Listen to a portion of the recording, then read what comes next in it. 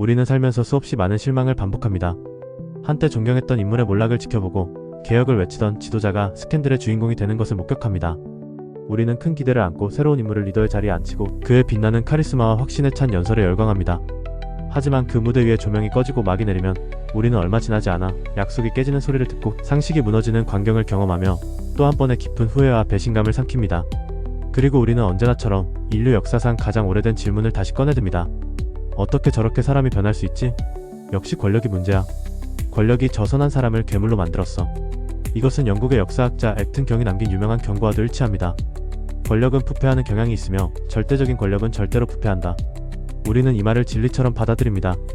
권력이라는 것은 마치 강력한 방사능과 같아서 아무리 건강한 사람이라도 그 중심에 오래 노출되면 서서히 병들고 내면이 뒤틀리고 결국에는 타락하고 만다고 말입니다.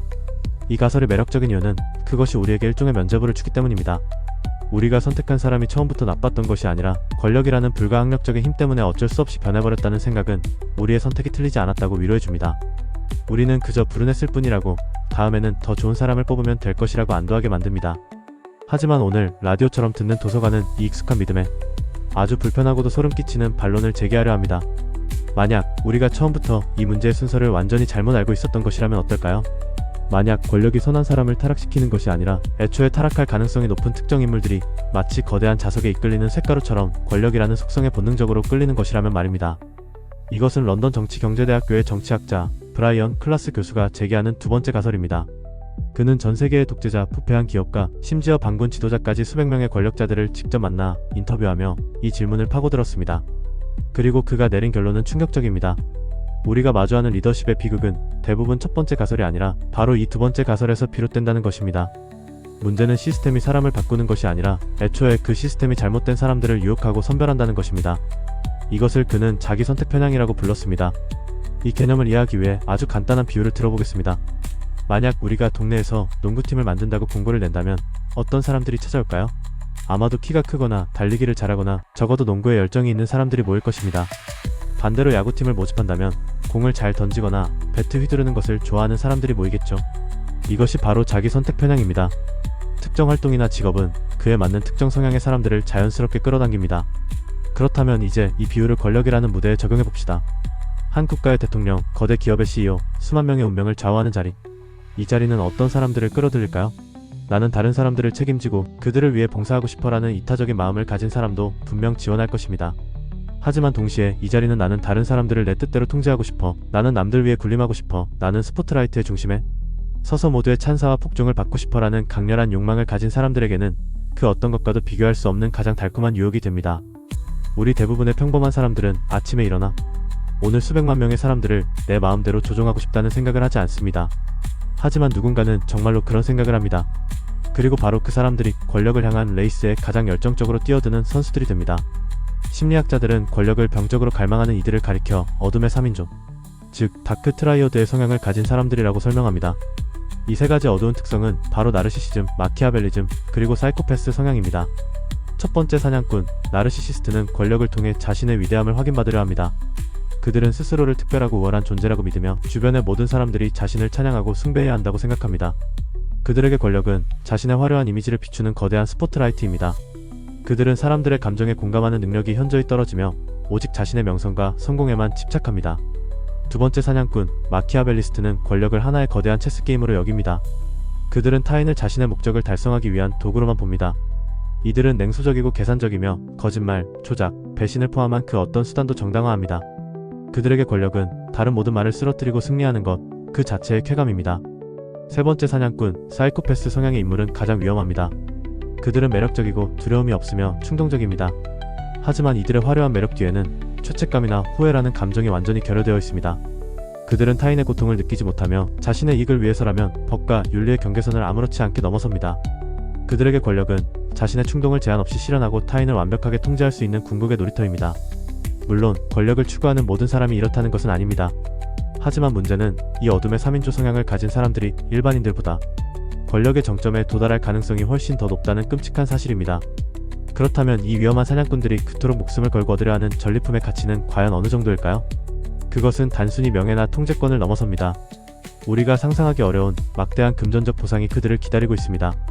최근 대한민국의 주요 대기업들을 분석한 한 보고서는 이 현실을 적나라하게 보여줍니다. 기업의 최고 경영자인 CEO를 포함한 C레벨 임원들의 평균 연봉은 약 20억 원을 넘어섰습니다. 일부 기업 총수들은 수백억 원에 달하는 보수를 받기도 했습니다. 반면 같은 기업에서 땀 흘려 일하는 평범한 직원의 평균 연봉은 약 8,700만 원 수준이었습니다. 단순 계산으로도 그 격차는 무려 24배에 달합니다. 이것은 한 사람이 1년 동안 버는 돈이 다른 누군가가 24년을 꼬박 일해야 만질 수 있는 돈과 같다는 의미입니다. 이것은 단순한 연봉 격차가 아니라 완전히 다른 차원의 삶, 다른 행성의 이야기입니다. 권력의 정점에 선다는 것은 이처럼 수십 배에 달하는 경제적 부를 합법적으로 손에 쥔다는 것과 같은 의미입니다. 이처럼 거대한 보상이 걸려있기에 권력에 대한 욕망이 강한 사냥꾼들은 이 게임에서 이기기 위해 자신의 모든 것을 겁니다. 그리고 비극적이게도 우리는 바로 그 지점에서 그들에게 속수무책으로 속아 넘어갑니다. 우리는 왜 그토록 자주 이 위험한 인물들을 리더로 선택하는 걸까요? 우리는 스스로가 합리적이고 이성적인 판단을 내린다고 믿습니다. 후보자의 정책을 꼼꼼히 따지고 그들의 과거 실적을 검토하며 가장 유능하고 현명한 사람을 선택한다고 생각합니다. 하지만 현실은 다릅니다. 한 흥미로운 연구에서 심리학자들은 아이들에게 두 장의 사진을 보여주었습니다. 사진 속 인물은 아이들이 전혀 알 리 없는 멀리 떨어진 유럽 국가의 실제 선거 후보자들이었습니다. 연구진은 아이들에게 아주 간단한 질문을 던졌습니다. 만약 이 두 사람 중에 한 명을 뽑아서 너의 배의 선장으로 삼아야 한다면 누구를 선택하겠니? 아이들은 어떤 복잡한 정보도 없이 오직 얼굴만 보고 자신의 선장을 골랐습니다.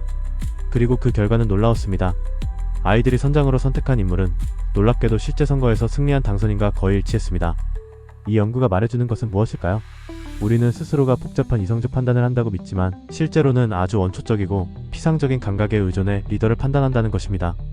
리더처럼 보이는 강인한 턱선, 신뢰감을 주는 목소리, 자신감 넘치는 태도, 그리고 사람을 끌어당기는 압도적인 카리스마.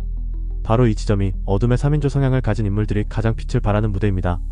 나르시시스트는 연기의 천재입니다. 그들은 우리가 무엇을 원하는지 정확히 알고 있으며 우리가 듣고 싶은 말을 가장 확신에 찬 목소리로 연기해냅니다. 사이코패스 성향의 인물은 두려움을 모르기 때문에 일반인이라면 감히 하지 못할 과감한 약속과 비전을 제시하며 우리를 열광시킵니다. 마키아벨리스트는 경쟁자를 교묘하게 음해하고 여론을 조작하여 자신이 가장 유능한 후보인 것처럼 포장합니다. 그들의 자신감은 너무나 매력적이어서 우리는 그것을 유능함이라고 착각합니다. 그들의 화려한 연설은 너무나 감동적이어서 우리는 그것을 진정성이라고 믿어버립니다. 그들의 조작과 기만은 너무나 교묘해서 우리는 그것을 전략적 능력이라고 오해합니다. 즉, 그들의 가장 어두운 성향이 리더를 선발하는 과정에서는 오히려 가장 빛나는 장점으로 둔갑하는 것입니다. 그렇게 잘못된 리더를 선택한 대가는 혹독합니다. 이것은 단순한 실망감이나 정서적인 배신감에서 그치지 않습니다. 이것은 우리 사회와 조직 전체에 실질적이고 막대한 비용을 발생시킵니다. 경영학 분야의 저명한 연구는 나르시시스트 성향의 CEO들이 조직에 어떤 재앙을 가져오는지 구체적인 숫자로 보여줍니다. 한 연구에서는 CEO들의 자기의 성향을 측정하기 위해 그들이 거주하는 저택의 크기나 연례 보고서에 실린 자신의 사진 크기 혹은 인터뷰에서 나라는 1인칭 대명사를 얼마나 자주 사용하는지 등을 분석했습니다. 결과는 충격적이었습니다. 자기의 성향이 강한, 즉 자신을 과시하기 위해 남들보다 훨씬 더 크고 호화로운 저택을 구매한 CEO가 이끄는 기업은 그렇지 않은 기업에 비해 장기적인 주가 수익률이 현저히 낮았습니다. 한 연구에서는 그 하락폭이 무려 25%에 달한다고 보고했습니다. 그들은 왜 이런 실패를 가져오는 걸까요? 나르시시스트 리더는 회사의 장기적인 성장이나 안정성에는 관심이 없습니다. 그들의 유일한 관심은 자신의 위대함을 증명하는 것입니다. 그래서 그들은 단기적인 성과에 집착하고 언론의 주목을 받을 수 있는 화려하고 위험한 인수합병에 막대한 돈을 쏟아붓습니다. 더 심각한 문제는 조직 내부에서 발생합니다. 그들은 자신에게 반대 의견을 제시하는 유능한 인재를 나에 대한 도전으로 받아들이고 가차 없이 내칩니다. 대신 자신의 비위를 맞추고 아첨하는 예스맨들만을 주변에 남겨둡니다. 그 결과 조직 내의 건전한 비판과 토론 문화는 완전히 사라집니다. 창의적인 아이디어는 싹트지 못하고 심각한 문제가 발생해도 아무도 감히 그 사실을 리더에게 보고하지 못합니다. 모든 정보가 차단되고 리더는 현실과 동떨어진 자신만의 성에 갇히게 됩니다. 냉소주의가 조직 전체에 퍼지고 직원들의 사기는 땅에 떨어집니다. 재능 있는 사람들은 조용히 회사를 떠나기 시작합니다. 이것이 바로 우리가 화려한 카리스마에 현혹되어 치러야 하는 보이지 않지만 실제하는 수십조 원의 비용입니다. 결국 우리가 매번 리더에게 실망하고 후회하는 이유는 운이 나빠서 하나의 썩은 사과를 골랐기 때문이 아닙니다. 문제는 바로 썩은 사과를 골라내기는커녕 오히려 그런 썩은 사과들만을 가장 탐스럽게 보이도록 조명하는 시스템 그 자체에 있습니다. 우리는 권력을 훌륭하게 휘두를 사람을 뽑아야 하는데 실제로는 권력을 획득하는 게임에 가장 능숙한 사냥꾼을 뽑고 있었던 것입니다. 그렇다면 우리는 이 반복되는 비극의 고리를 어떻게 끊어낼 수 있을까요? 역설적이게도 우리는 이제 스포트라이트의 중심에서 가장 빛나는 사람을 경계해야 할지도 모릅니다. 권력을 그토록 갈망하는 사람, 자신의 위대함을 확신하는 사람, 경쟁자를 무자비하게 짓밟는 사람을 의심해야 합니다. 대신 우리는 어쩌면 저 조용한 구석을 바라보아야 합니다. 그 자리를 그다지 원하지 않으면서도 묵묵히 자신의 책임을 다하는 사람, 화려한 말 대신 일관된 행동으로 증명해온 사람, 자신의 약점을 인정할 줄 아는 겸손함을 가진 사람. 어쩌면 진정한 리더는 우리가 그동안 주목하지 않았던 바로 그런 모습일지도 모릅니다. 이제 우리는 질문을 바꿔야 합니다. 누가 가장 매력적이고 누가 가장 리더처럼 보이는가? 가 아니라 우리의 이 시스템이 지금 어떤 성향의 사람들을 끌어당기고 있는가? 라고 말입니다. 권력이라는 어두운 자석의 힘을 이해할 때 비로소 우리는 반복되는 후회의 사슬을 끊고 진정한 리더를 맞이할 첫걸음을 뗄 수 있을 것입니다. 라디오처럼 듣는 도서관, 오늘 이야기는 여기까지입니다.